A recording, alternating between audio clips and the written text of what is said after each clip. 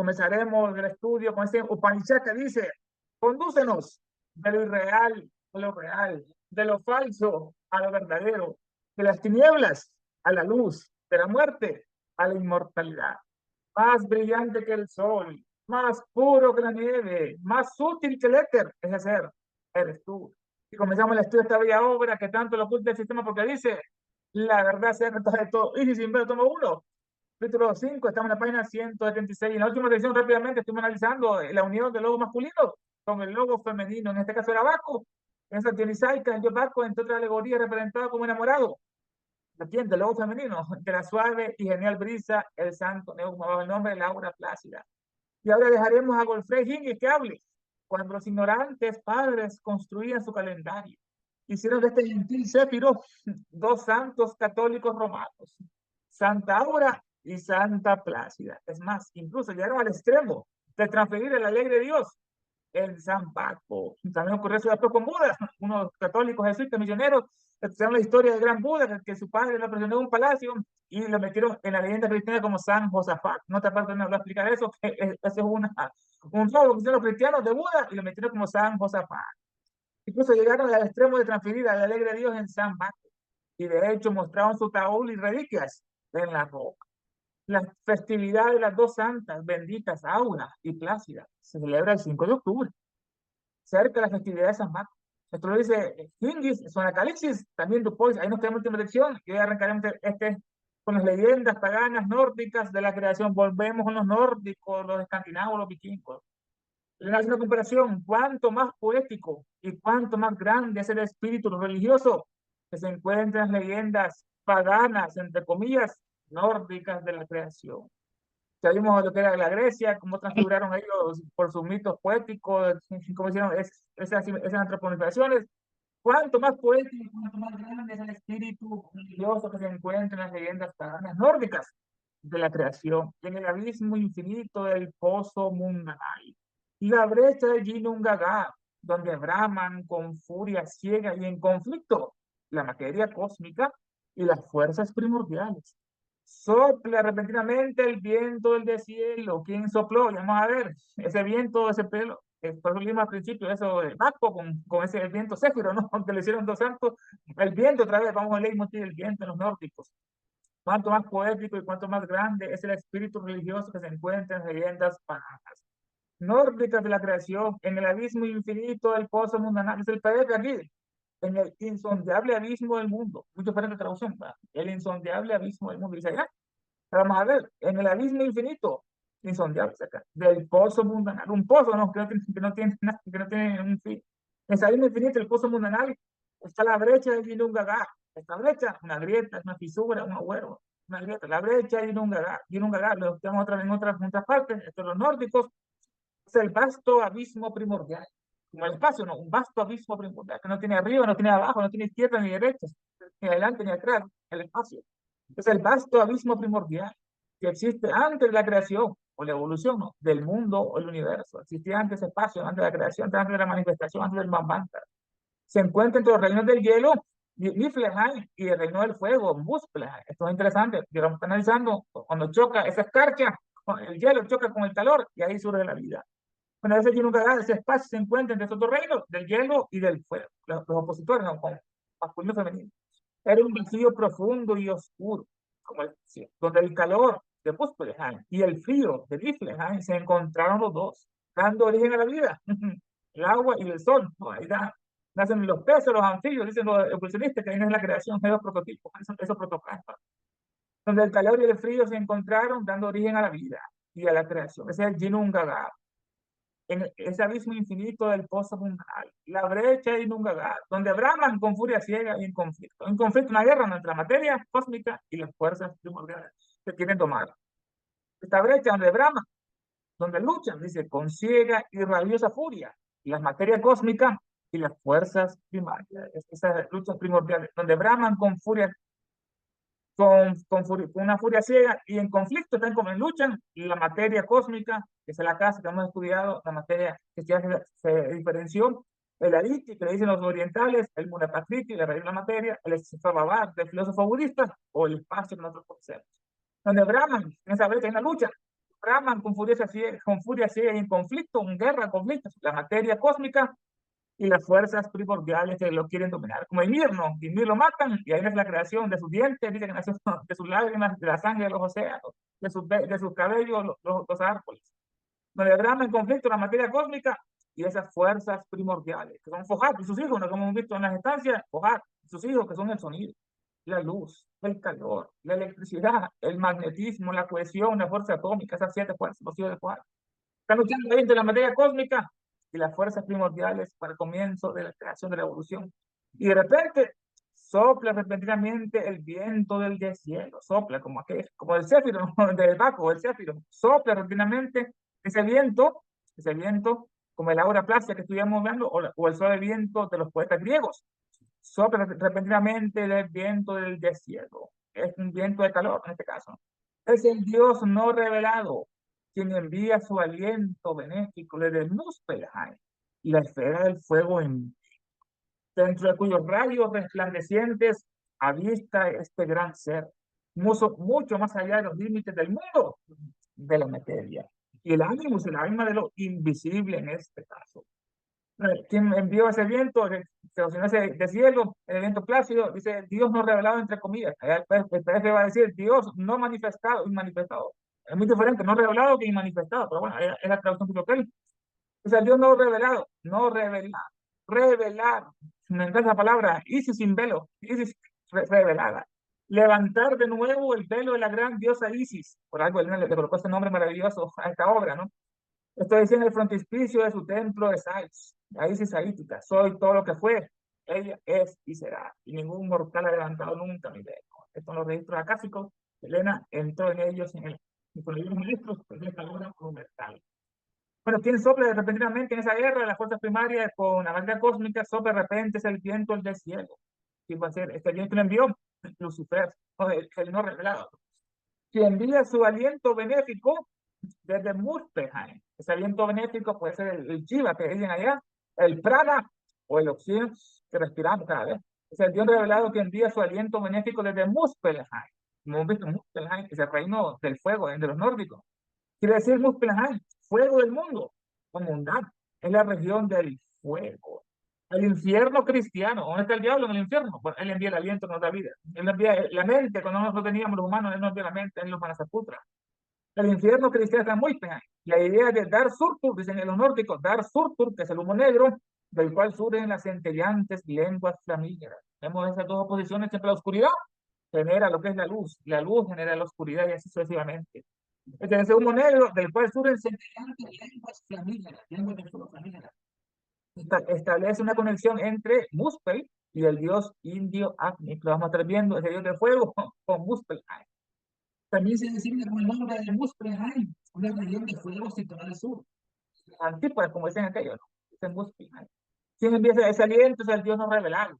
Quien envía su aliento benéfico desde Muspelheim. La esfera del fuego empirio. Esta esfera, como esto que el fuego, nos dice ella en glosario, según las enseñanzas secretas, esotéricas, el fuego es la reflexión más perfecta, increíble, más perfecta y no adulterada, tanto en el cielo arriba como en la tierra abajo, de la llama una. Es vida y muerte el fuego, origen y fin de toda cosa material, es sustancia divina. Por eso es que a los hindúes les encanta la cremación, que es más higiénico, en vez de esos cementerios tan horribles, ¿no? Esperar que la carne se vaya destruyendo poco a poco, los insectos, ahí es mejor el fuego, así se libera más esa cadena del cuerpo astral, no tiene que estar ahí aguantando todo eso hasta que se vaya, se aparezca el cuerpo físico.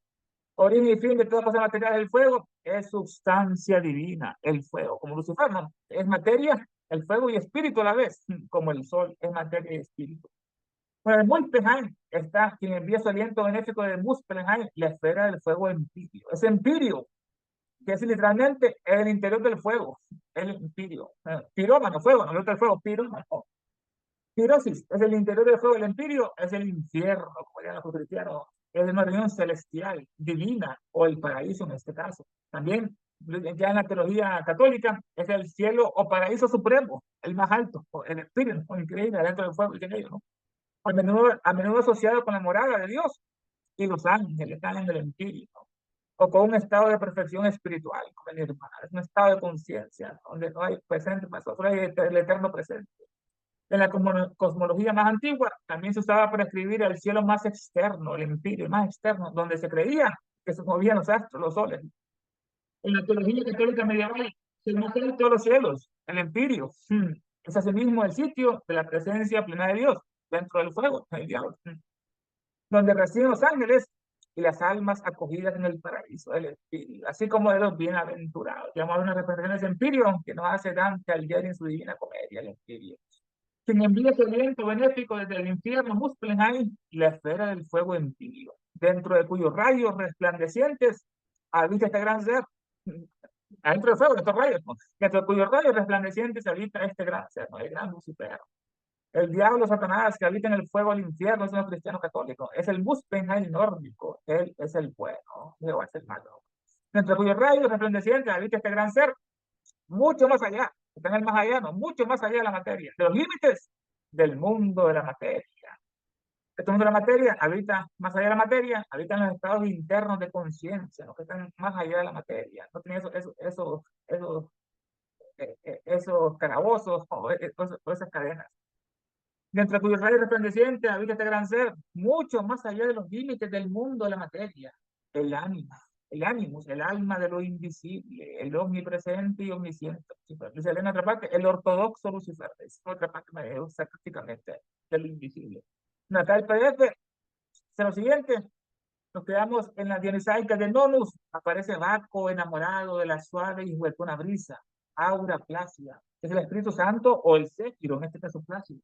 A este propósito, dice Hingis, el Céfiro Plácido dio origen a dos santos del calendario, compuestos por los ignorantes padres de la iglesia, Santa Aura y San Plácido, con añadidura de convertir al jovial Dios en santo, en este caso, cuyos sepulcros y reliquias se enseñaban todavía en Roma.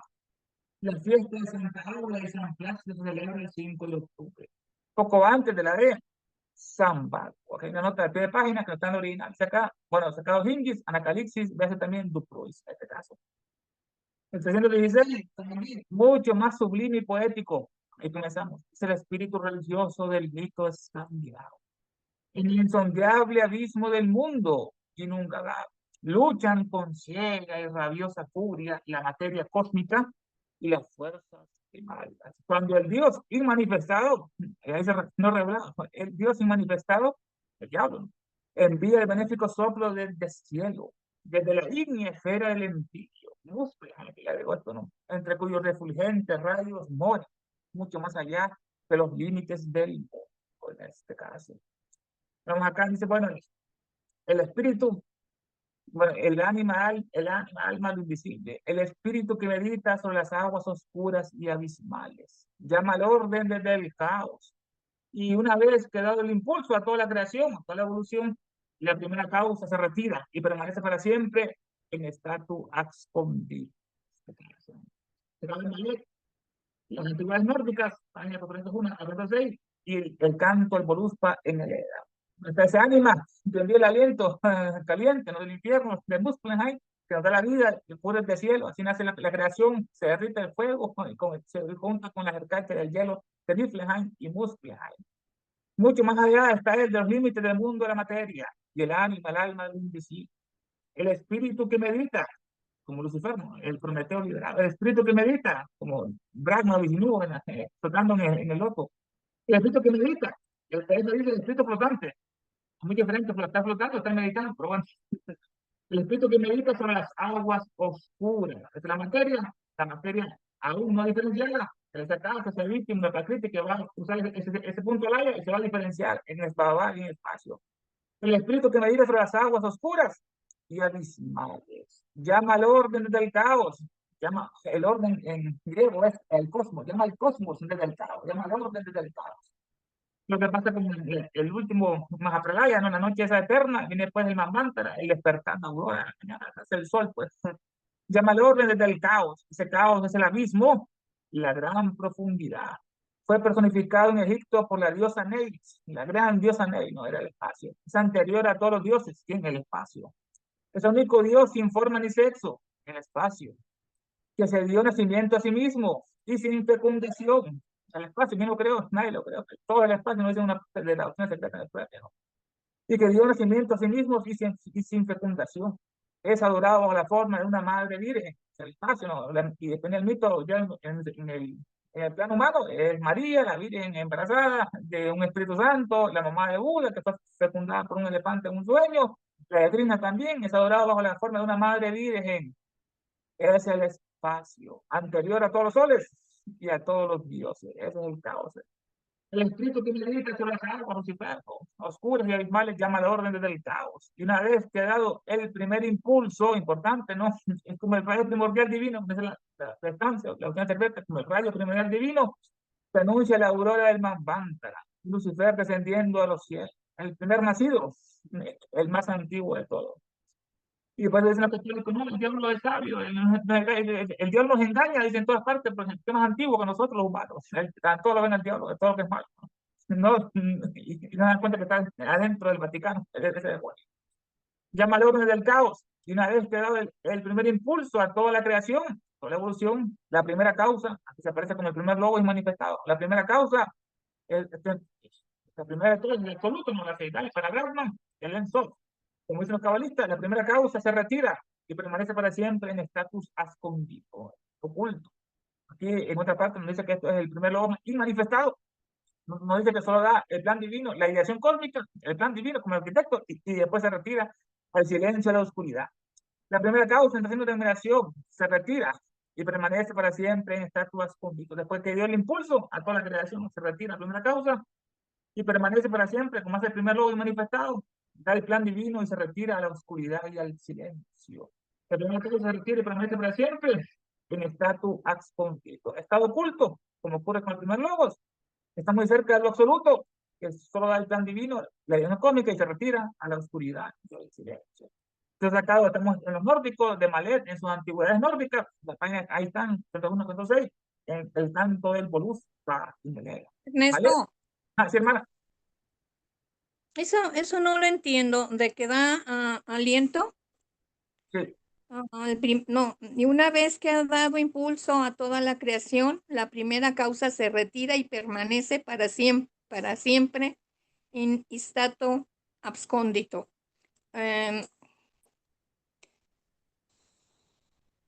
No me queda muy clara eso, o sea, se manifiesta y luego, pues ahí está, ¿no?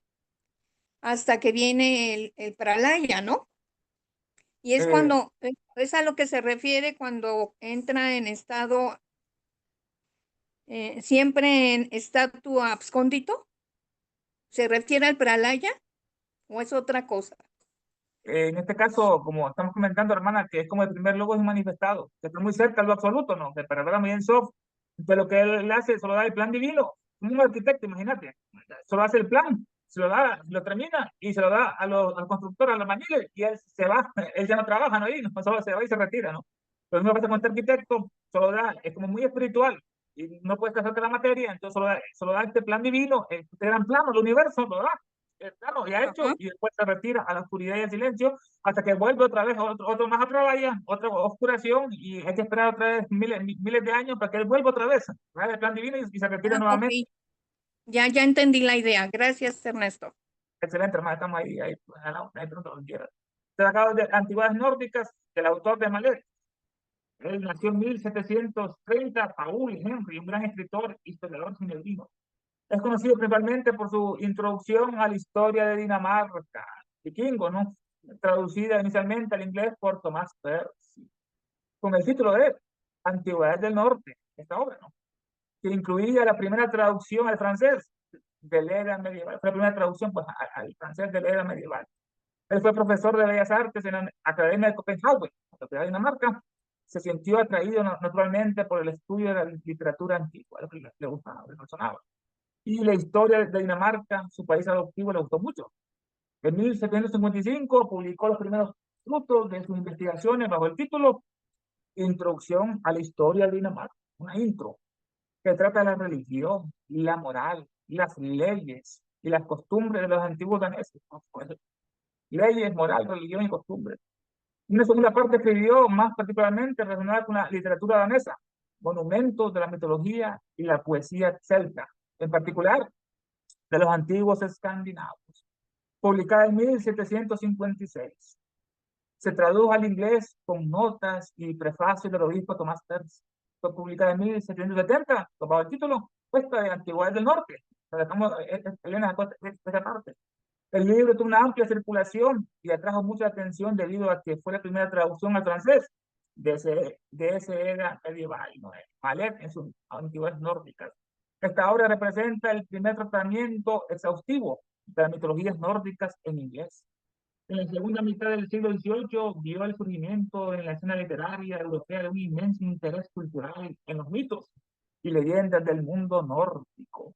El libro tiene una gran cantidad de detalles sobre el mito y las leyendas escandinavas precristianas ante el cristianismo, extraídas de textos islandeses, medievales, sobrevivientes como la era poética. ¿Qué sacó esta obra de las antigüedades nórdicas? Que el canto del Voluspa, que se está en el Edda, Voluspa, lo hemos en otra parte, es un poema titulado El canto de la profetisa, la vidente. La profecía de la vidente también se traduce. Es el nombre del primer y más conocido poema de la Edda poética. Cuenta la historia de la creación del mundo y su eminente final, el Apocalipsis, narrado por una volva o una vidente dirigida al gran dios Odín. La profetisa, ¿no? Es una de las principales fuentes primarias para el estudio de la mitología nórdica. Por eso viene la profeta de los nórdicos. El canto de Voluspa que aparece en el Edda, no es el glosario que literalmente significa Edda, bisabuela de los cantos escandinavos. Así la tradición se pasaba de la abuela a los nietos y así sucesivamente todas estas tradiciones de los nórdicos. El obispo Svensson las coleccionó y dio a luz en 1643. Es una recopilación de la historia o mitos de los dioses, gigantes y enanos y héroes germánicos. Siegfried, ¿no?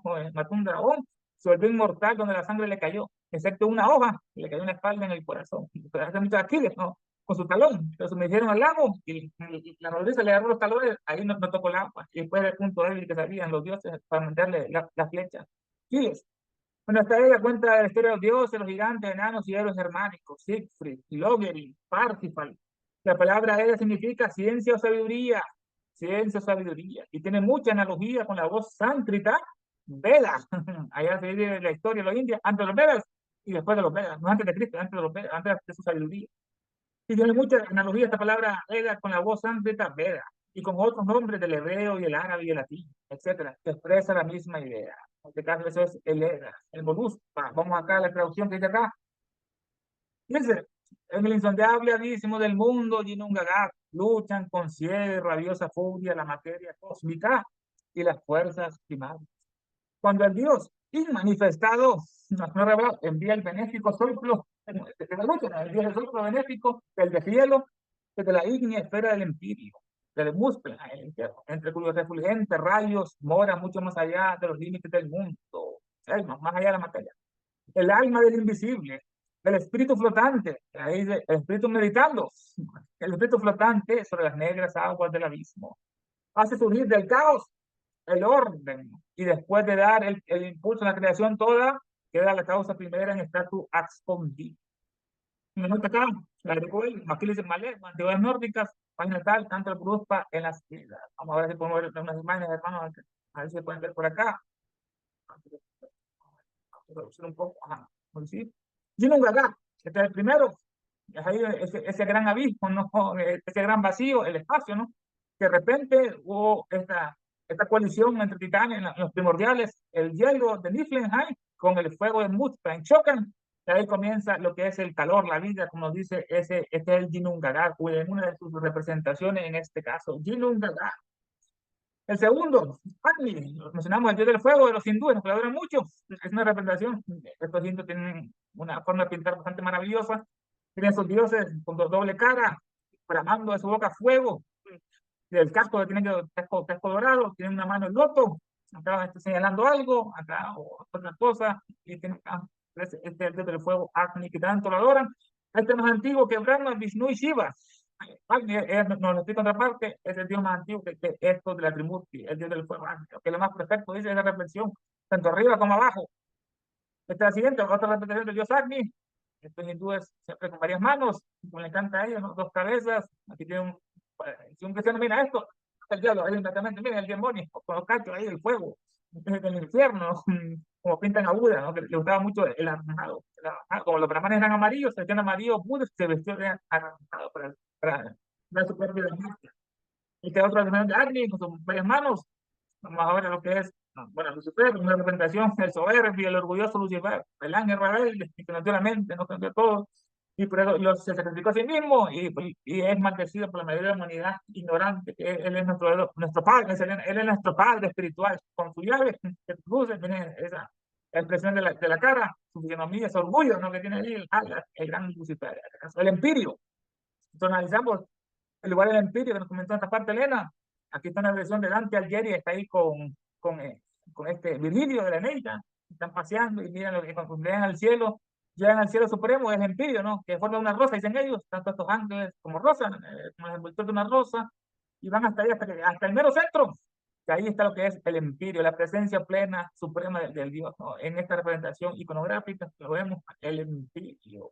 Que hay otra, ¿no? Están unos colores más, más realistas. Mira, los ángeles, arcángeles, los tronos, sefirotes, los querubines, cada uno va acercando hasta la presencia plena que está en el centro, en este caso, ¿no? En este caso, el sol espiritual. Está Dante y Virgilio. Muspelheim, el infierno de los nórdicos, dicen los cristianos, está lleno de fuego, volcanes, fuego es el infierno de los cristianos. El Muspelheim que estuvimos analizando en este caso.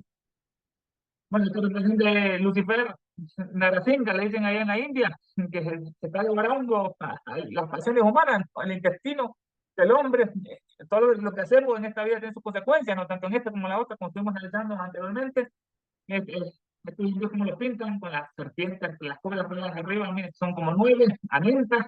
Tienen su expresión de un león, que a veces dicen ellos, los cristianos, como un león, con el diablo, ese que está queriendo devorar a todo el mundo, ¿no? Tiene una su tiene un trono, la fuerza, otra la caracola, una espada, otra por acá tiene el loto, aquí tiene un agnilastra, esto es como el trono de Zeus, lanzaban fuego para matar a sus enemigos. Un niño, los niños están cerca del diablo, no, los niños están cerca de su padre. Nada singa, devorándose las pasiones humanas en esta representación de la iconografía. Nada singa, le dicen allá a los hindúes. Bueno, este es el señor que también lo mencionamos, el Malet, de las antigüedades nórdicas, damos su perfil, le da mucho lo que es Escandinavia, Dinamarca, todos estos mitos, leyendas, como ahí se parecen, no me parece a Vulgarlito es más delgado, este más hombre de su época, no el vestuario, antigüedades nórdicas. Esta es la obra que Elena analizó, antigüedades nórdicas, una historia, un relato de las maneras, costumbres, religiones y leyes y las expediciones marítimas, eran vikingos, ¿no? Y los descubrimientos, el lenguaje y la literatura de los antiguos escandinavos, que son los daneses, los suecos, los noruegos y los de Islandia, ¿no? Faltan los alemanes, ¿no? Dice como una historia incidental respecto de nuestros ancestros, los sajones. Hay una región alemana que se llama Sajonia, de ahí nacieron los sajones, y se juntaron con los anglos, y ahí se unieron y surgieron los anglosajones, los británicos, ¿no? Que después vinieron los gringos acá en 1700 en esas peregrinaciones, hicieron ellos.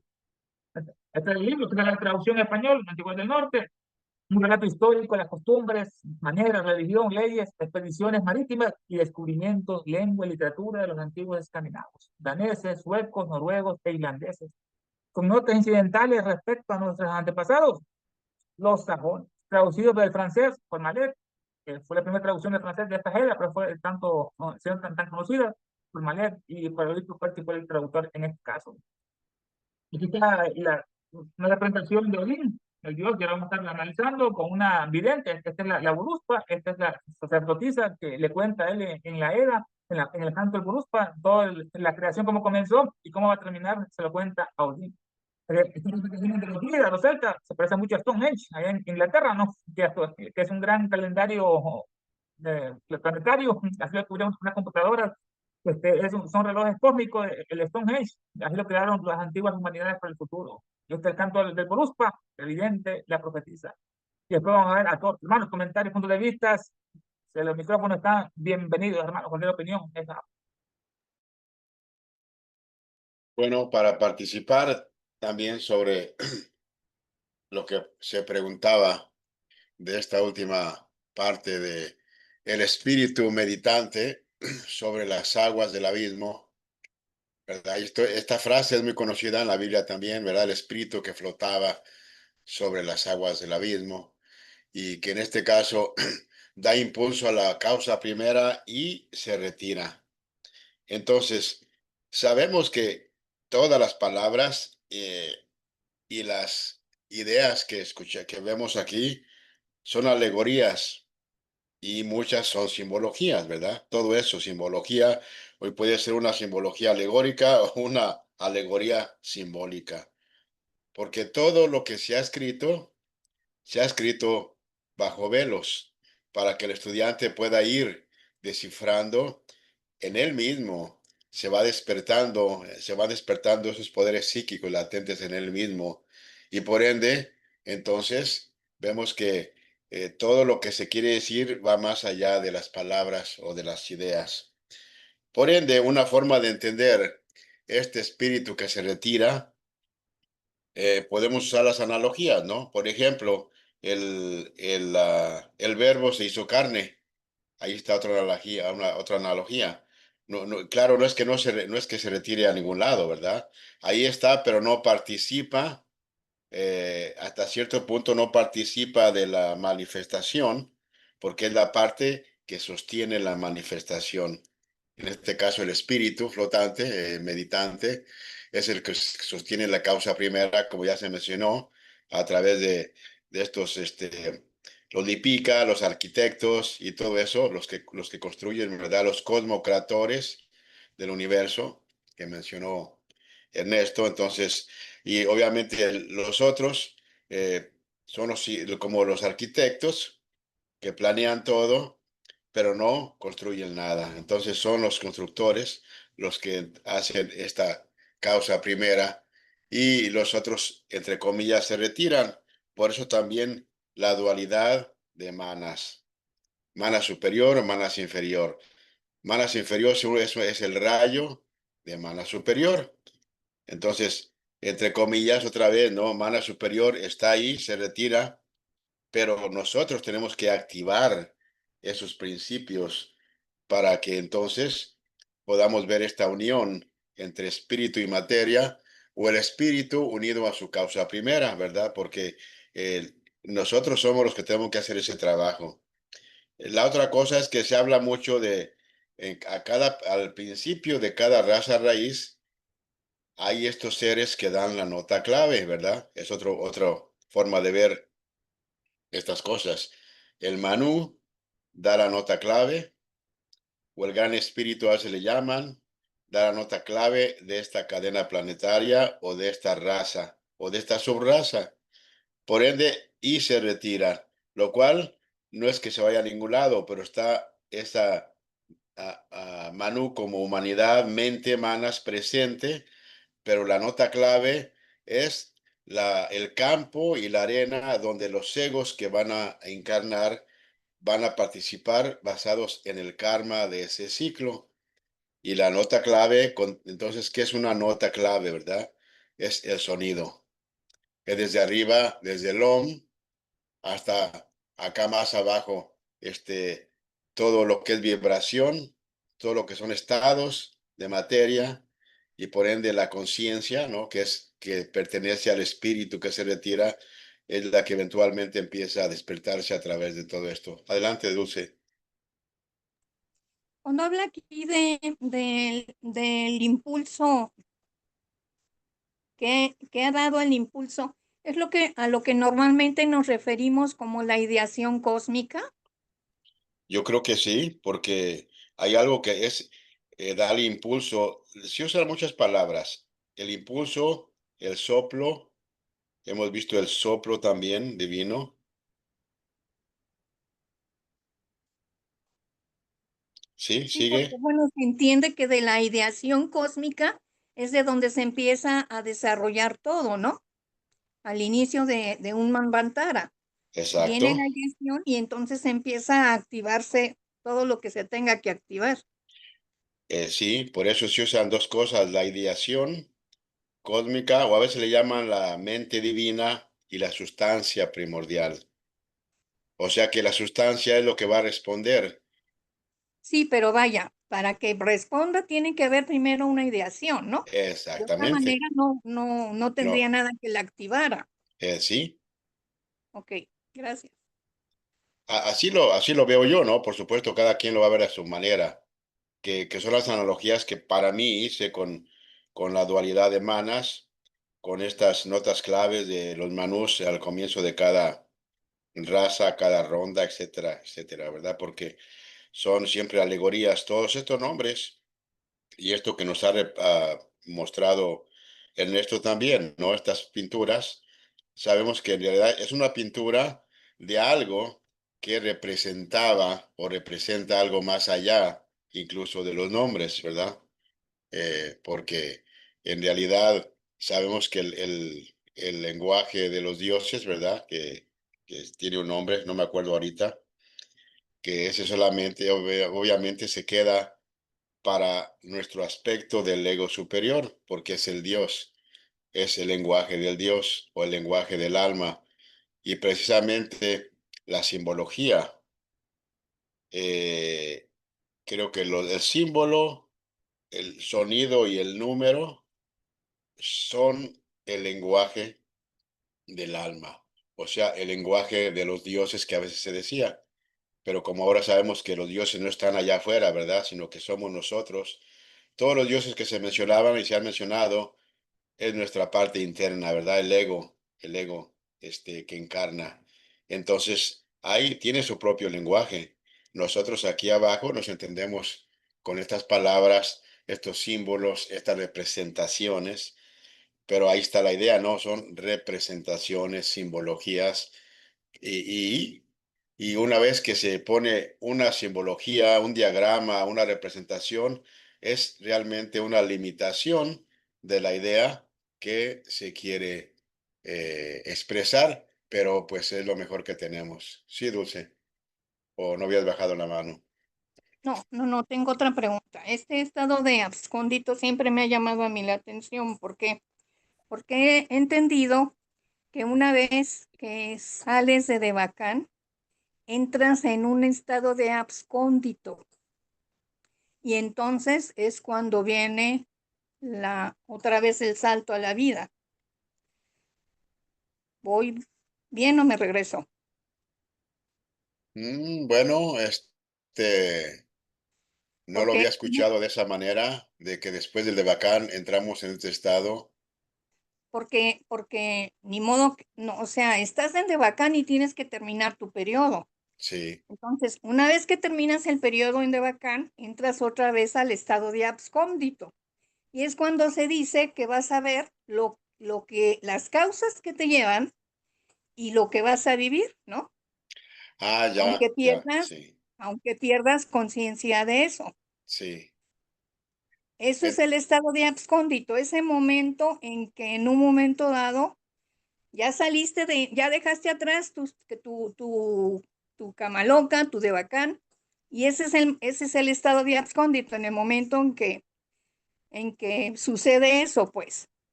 ¿Estoy bueno, bien? bueno, no, está bien. Para mí es el estado de alma budimanas o del ego, su estado de omnisciencia, donde exactamente ve todo lo que va a experimentar en la vida futura. Para mí, ¿verdad? Vamos a ver qué nos dice, no sé si Jorge quiere decir algo o Ernesto, Pequeña adelante. pregunta. ¿Hay un tiempo de eso? ¿Puede haber un tiempo X ¿De qué? en que permanezcas ahí como en stand-by? Oh, muy buena pregunta, quién sabe. No se ha leído nada, ustedes no han leído nada en Bueno, la filosofía.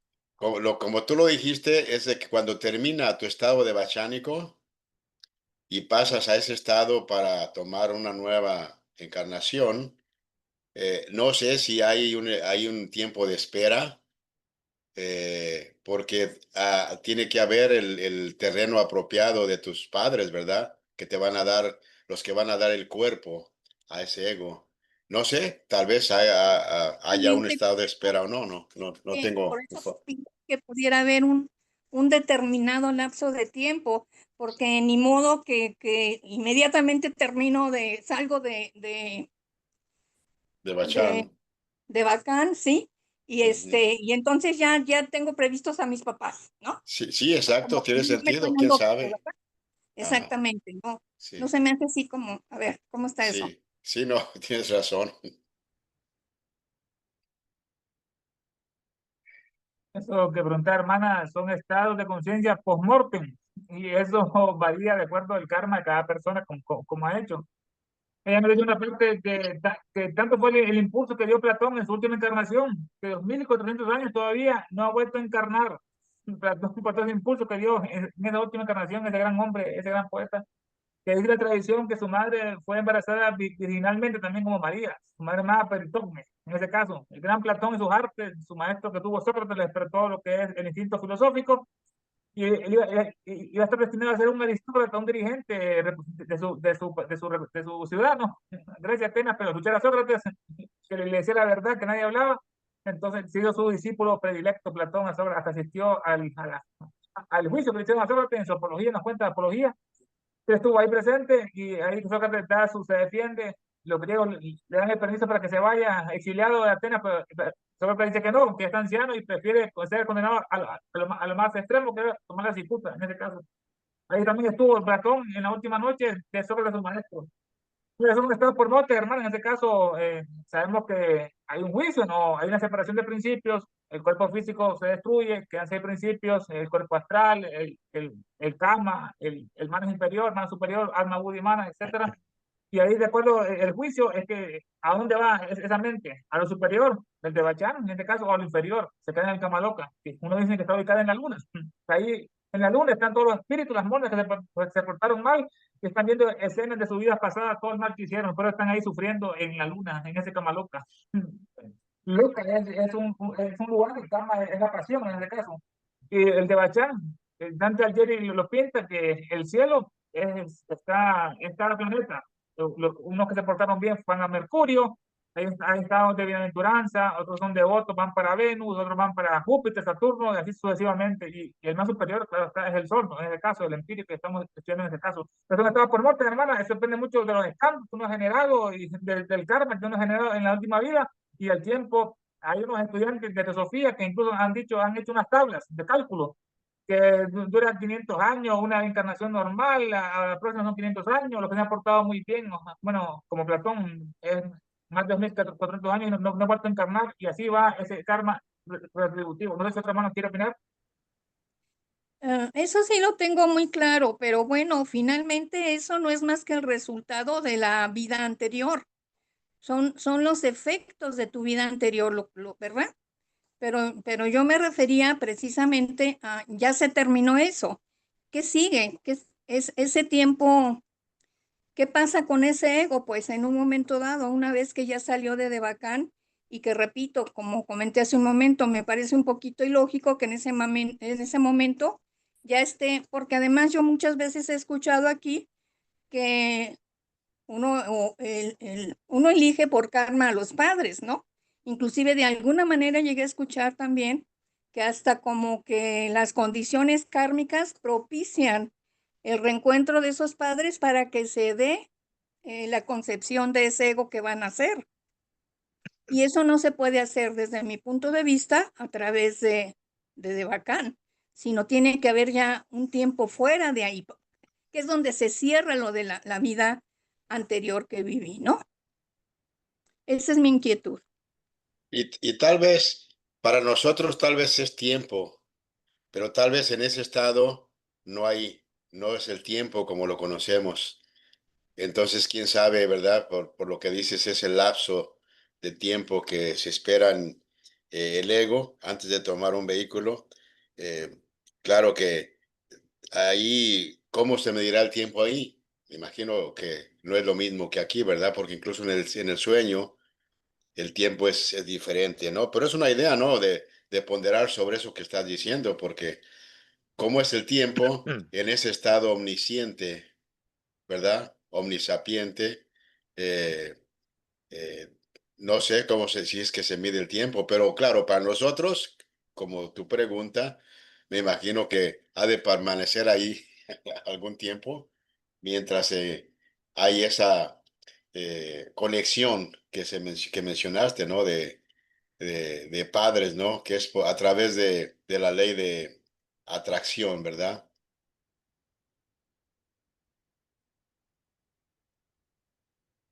Sí, Sí, claro, eso, gracias.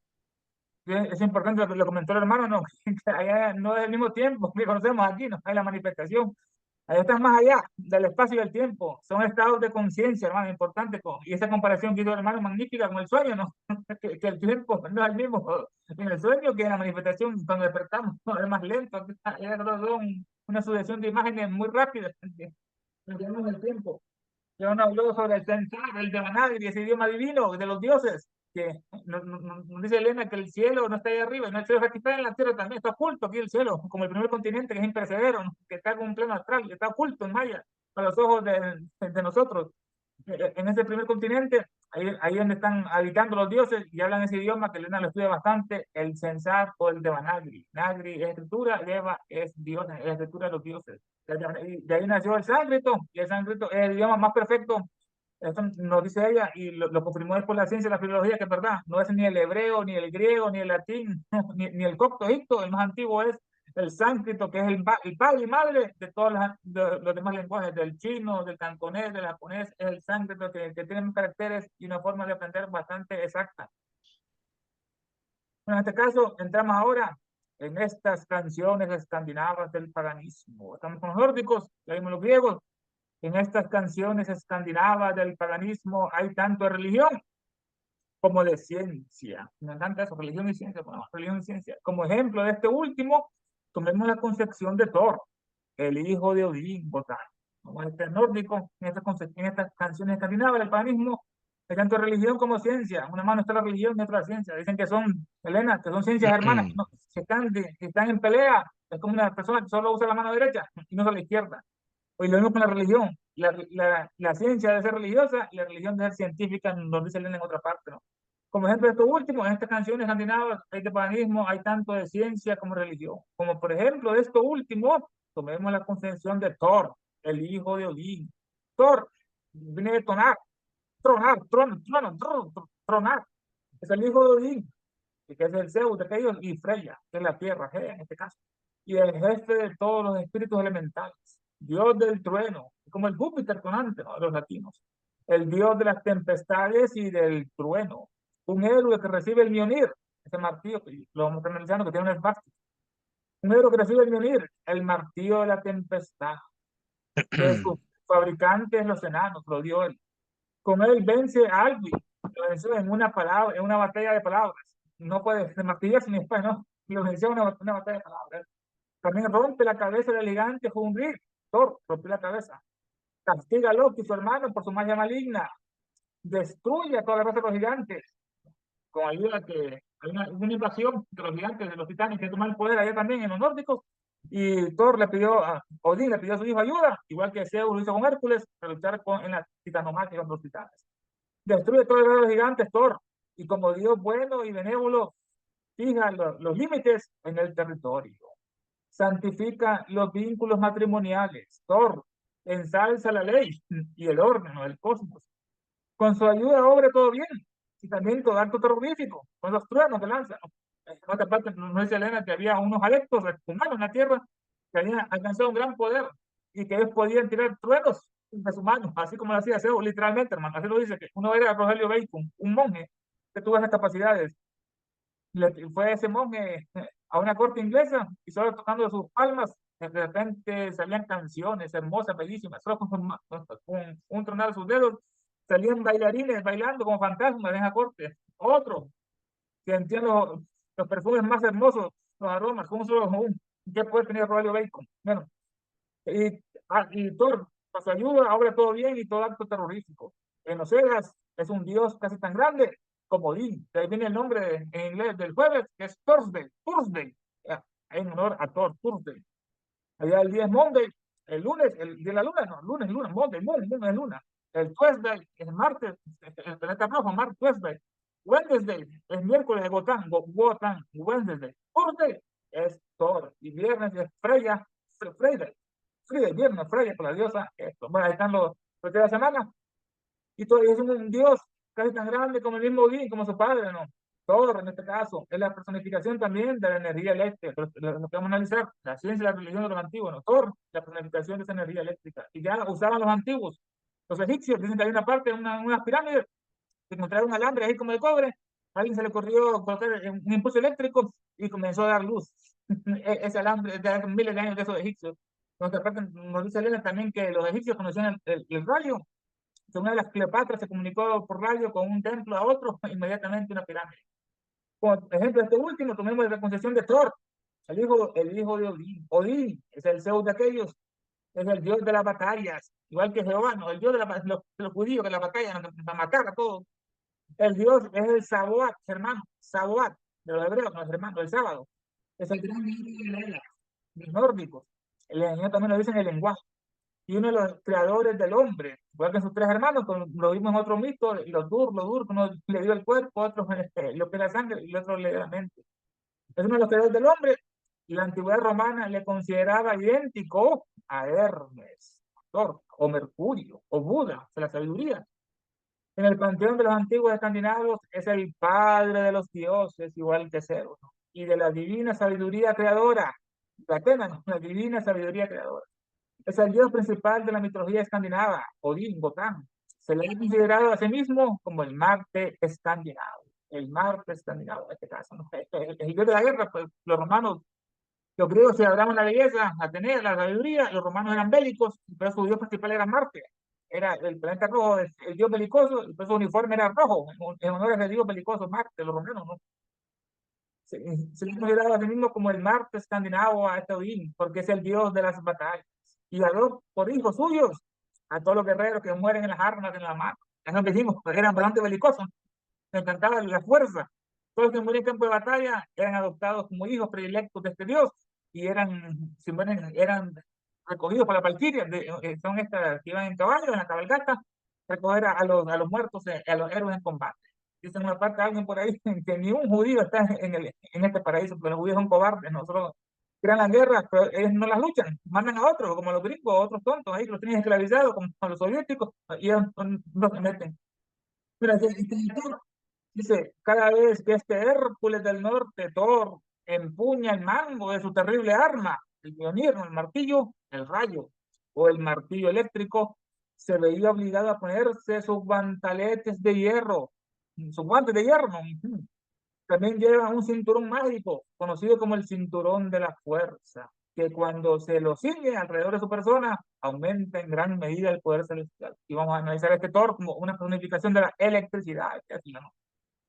Cada vez que este Thor, este Hércules del norte, empuña ese mango, Hércules, lo analiza en otras partes, hizo 12 trabajos para conquistar el Olimpo, era un semidios, hijo de Zeus, una mortal. Dice que las puertas del cielo se le abrieron de par en par al cumplir todo el trabajo, ¿no? Cada uno estaba organizado con un símbolo del zodiaco. Lucha contra un león, y el león de Nemea, y los carneros, y el establo, y lucha contra la hidra. Se le quitaba una cabeza y le aparecían dos, Anteo, otro monstruo. Bueno, en otra parte se analizan los dos trabajos muy hermosos. En la mitología griega, las puertas del cielo se le abrieron de par en par. Separó a dos razas que solo vivían en conflicto. Hércules, ¿cómo lo hizo? No. Fue el peñón de Gibraltar. Esto es algo de la fuerza de estos semidioses en su época. Fue ese peñón, antes estaban unidos, el mar Mediterráneo no existía. Fue el peñón de Gibraltar y separó las columnas de Hércules, que así le trabaron, cuando las separó. Ahí nació el Gibraltar, ahí separó ese océano, dejando que el océano Atlántico entrara y formara el mar Mediterráneo. Todo ese Mediterráneo que está en Europa, ¿no? Entonces, porque es para separar África de Europa. Y así separó a estos dos pueblos que se habían en lucha. Eran como los cristianos europeos católicos versus los musulmanes, los moros en la costa del norte de África, entre los separa ese océano. Dice la doctrina, en la doctrina secreta tomo 5, el enlace le a este Hércules, referente a Heracles. Hércules dice ahí, ante ti tembló la laguna Estigia, ante ti se amedrantó el cancerbero de 3 cabezas, no, el perro. Contigo no se atrevió a luchar Tifón, el diablo. Sal de verdadero hijo de Jove, gloria de los dioses. Qué hermoso verso nos regala de Hércules. Cada vez que este Thor, el Hércules del norte escandinavo, empuña el mango de su terrible arma, un arma que tiene la forma de cruz esvástica, nos dice ella en el glosario isómico, de forma de cruz esvástica, ahí la tomaron los Hitler, ¿no? Un arma que tenía forma de cruz esvástica, y que los masones y místicos europeos designaban con el nombre de la cruz hermética y también con el nombre de la cruz jaina. Los jainos son una religión que hay en la India que no manda misioneros en una parte del mundo y su símbolo principal no es la cruz ni es la luna, es la esvástica. Dicen ellos que las personas que quieren conocer su religión tienen que ir hasta allá para conocer los secretos de los jainos. Elena nos cuenta en el grupo de Selber Lindostan, en su obra, no fue a la India con Olcott, y dice sarcásticamente que ellos respetan mucho hasta los insectos, que se ponen unos grandes velos ahí en la cabeza para que no comer ni un insecto por accidente ni tropezar con ellos, y le hacen hospital a los animales que están hambrientos, a los animales, dice, le hacen hospitales por animales estos jainos. Nos dice ella que cuando salió de ese hospital, dice Elena, a las afuera se estaban muriendo de hambre muchos humanos. Y ella se preguntaba sarcásticamente, ¿por qué los jainos, en vez de ayudar a los animales, no ayudaban a los humanos que se morían de hambre en la India? Bueno, Elena, tú la conoces. Y también lo conoces con este martillo de Thor con la cruz jaina, que es el símbolo más arcaico, no sé, el más arcaico, no dice acá, que pasó como la U, y es el más sagrado y universalmente respetado. Se encuentra también en las Islas de Pascua, en esos grandes monolitos, esos grandes estatuas de los lemures. En la parte de atrás hay esvásticas, en los templos de Egipto hay esvásticas, en los templos de América, en aztecas, en los mayas hay esvásticas, hermanos, por todas partes. Era nos dice ella, un símbolo universal, como la cruz, ¿no? Que está en todas partes, así era la esvástica. Bueno, el martillo de Thor, le dicen el Mjolnir, el martillo de combate de Thor, ese martillo de combate de Thor, que los enanos fabricaron para él. Con dicho martillo, el dios venció a los dioses, a los hombres. Lo mismo que a los dioses, a los titanes, sí. Es la misma especie de arma mágica que el Agneyastra, el Agneyastra en este caso. Arma de fuego, Yastra, el arma de fuego tenía este Hércules. Cada vez que este Hércules del norte empuña el mango de su terrible arma, el rayo o el martillo eléctrico, se veía obligado a ponerse sus guantaletes de hierro. ¿Por qué no? Ya no por esos guantaletes de hierro, usaba Thor. Bueno, el guantelete es una pieza de armadura que protege la mano, a menudo hecha de metal y era de hierro, un metal conductor del fluido eléctrico. Estos guantaletes, es decir, se ponía para manejar el fluido eléctrico, como lo creó después la práctica de Benjamin Franklin, con que un cometa le amarró una llave de hierro y así atrajo el rayo a ese cometa. Es decir, que para manejar el fluido eléctrico, se ponía el guantelete de hierro, se coloca los guantaletes del metal conductor del hierro. Hércules, este hierro es el cuarto elemento más abundante en la corteza terrestre. Entonces, el cuarto elemento más abundante. Y entre los metales, el aluminio es más abundante que el hierro. Su número atómico es 26, tiene 26 electrones rodeando alrededor de él, o sea, tiene 26 electrones orbitando alrededor de su núcleo. Además, es un mineral esencial para el cuerpo humano, necesario para la producción de la hemoglobina, una proteína que transporta el oxígeno desde los pulmones a todas las partes del cuerpo a través de la sangre. El hierro es importante. Bueno, cada vez que este Hércules del Norte empuña el mango de su terrible arma, el rayo martillo eléctrico, se vio obligado a ponerse su guantelete de hierro. También lleva un cinturón, Thor, ya vamos a estar viendo ese cinturón, o cinto mágico conocido como el cinturón de la fuerza. Esto representa el circuito cerrado de electricidad, de donde fluye la electricidad. Un circuito, no, un switch que se prende, un circuito cerrado en electricidad es aquel donde la corriente eléctrica puede fluir continuamente desde la fuente de energía a través de los componentes y de regreso a la fuente sin interrupciones. Es un camino completo que permite el fluido ininterrumpido de electrones, electricidad, el movimiento de electrones, electricidad. Es como una autopista, sin salidas ni interrupciones, esos circuitos, que cuando se ciñe ese cinturón Thor en su persona, en este caso, bueno, el cinturón cuando activa el circuito eléctrico, cuando lo activa, ¿no? Aumenta en gran medida su poder celestial. Y acá el PDF, bueno, dice, bueno, vamos acá. Y además, bueno, la religión y la ciencia se hermanean en los cantos del paganismo escandinavo. Cuando Thor, el Hércules del norte, hijo de Odín, ha de empuñar la terrible masa de donde brota el rayo, se calza guantelete de hierro. Lleva además el cinto de fuerza o cinturón mágico que acrecienta su celeste poderío. Vamos a ver, hemos visto aquí el Thor por acá, Boruspa, Thor. Este dios nórdico, hermanos, mírenos una representación de ellos, el escandinavo. Tienen aquí su martillo, la electricidad activa, lo está llamando, es el trueno de arriba, ¿no?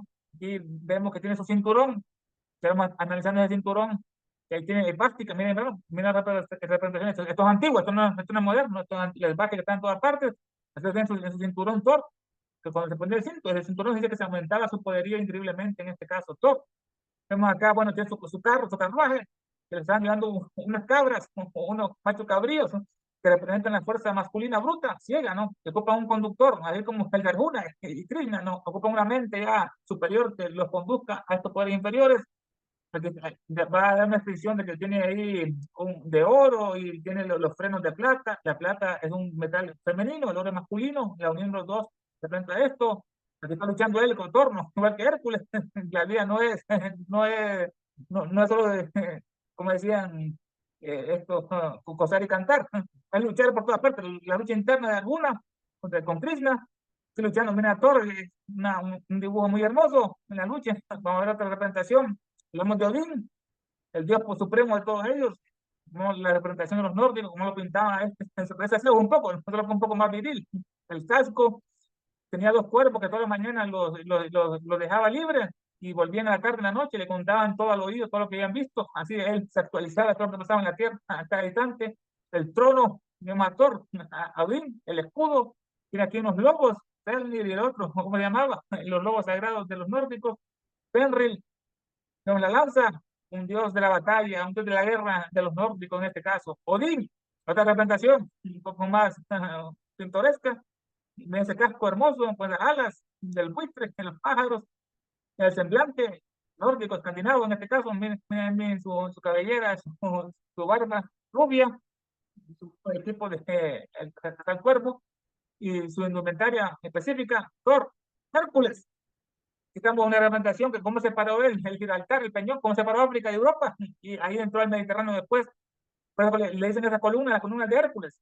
Los griegos y todos aquellos tenían miedo, decían que más allá de esa columna, o sea, el Atlántico, había un gran abismo y por eso no iban por allá. Hércules, así se parece a Roma, que tanto luchamos. En este caso, tenemos acá una más de Hércules en su sexto trabajo, fue cuando luchó contra el león de Nemea. El símbolo es Leo, ¿no? Había un león que aterrorizaba, como el león de Nueva York hoy en día, ¿no? Que está aterrorizando a la gente, ¿no? Y vino él en la lucha, fue ahí a buscarlo, una cueva, y ahí comenzamos la lucha. Primero le perseguía Hércules, al león, y después el león lo perseguía, estuvieron luchando ahí.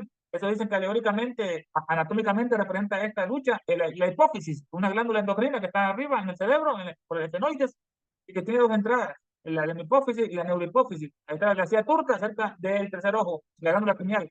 Bueno, ya para otra historia, al final él lo venció a León y como ya hizo con su famosa indumentaria, como mostré su trofeo, se lo pone en su cabeza y así salió para otro trabajo. Y era muy conocido Hércules, no, literalmente tiene que existió Hércules, esto no es puro mito, hay algo de realidad en todo esto. El león de Nemea en su sexto trabajo. Hermano, comentarios, puntos de vista finales, que me pareció el estudio de esta bella obra.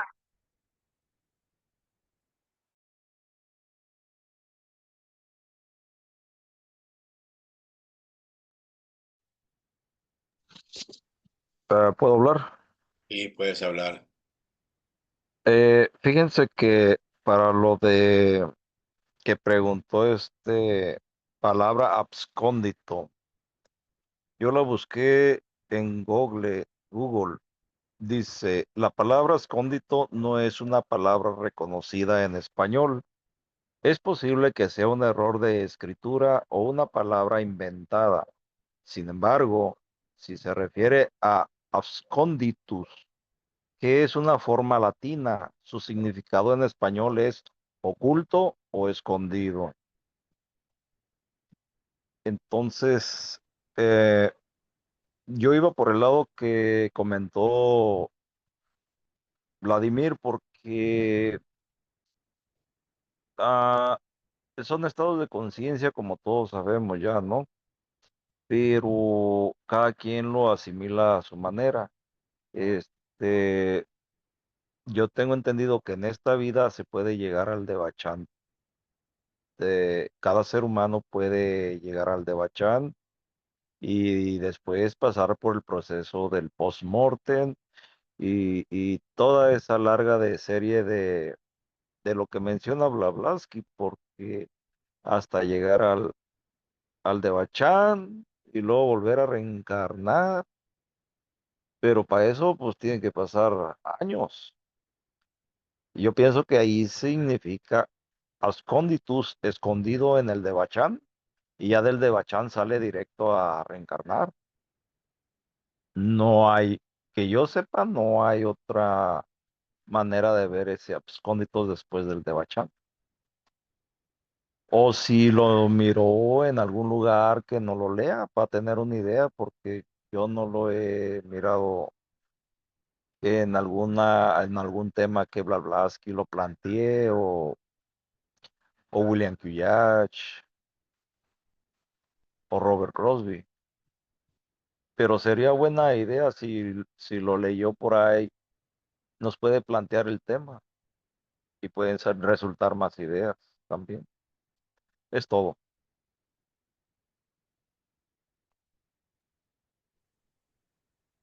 Era solo una pregunta, Jorge, de que si después del Devachan, como ya dijo, al terminar tu estadio de Devachan, que si encarnas inmediatamente o no, entonces claro, no lo dijo, o tal vez sí dijo algo donde leyó, pero estábamos más o menos opinando sobre de eso, ¿no? Y por supuesto, entonces, claro, si alguien encuentra alguna parte de eso, pues estaría bien, ¿no? Comentarlo, pero no sabemos. Ujú, Tal vez en alguna parte se especifique, pero no estamos seguros. ujú. Bueno, entonces, ¿a alguien más que quiera opinar antes de cerrar? Porque aquí todo esto, claro, sabemos todo el simbolismo del martillo de Thor y de la suástica, ¿verdad? Porque eh, estos símbolos sabemos que han estado ahí representando muchas cosas para la formación tanto del mundo, del universo y de nosotros mismos, ¿no? Porque la idea de esta, al lanzar el martillo Thor, que se forma la suástica, esta es una cruz cuádruple, ¿verdad?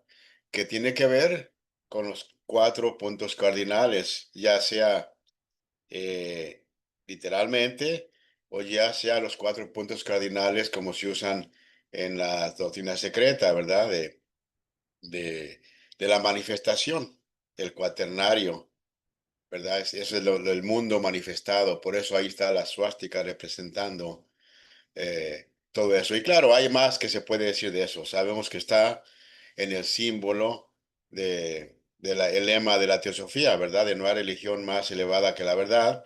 Ahí está por encima del círculo, está esa suástica que es la que representa entonces la formación de los mundos. Entonces, si no hay más comentarios, pues bueno, Ernesto, cerramos. Hemos llegado al parte culminante del estudio de esta de anoche. Solo Él nos transmite esta sabiduría, este conocimiento, este poder de esta obra. Porque tanto la punta sistema, porque dice la verdad acerca de todo. Y si Melo, y en la próxima sección vamos a estar analizando más profundamente lo que es Ator. Vamos a terminar todo con eso del circuito eléctrico, el carruaje, la lanza y su terrible frente coronada. Su lanza, su martillo, mi hermano, con fuerza irresistible, Thor. En la próxima edición, hermanos. Hasta la próxima. Gracias, buenas noches. Nos vemos, Dulce. Gracias, buenas Ernesto. Buenas noches para Buenas todos. noches, Ana.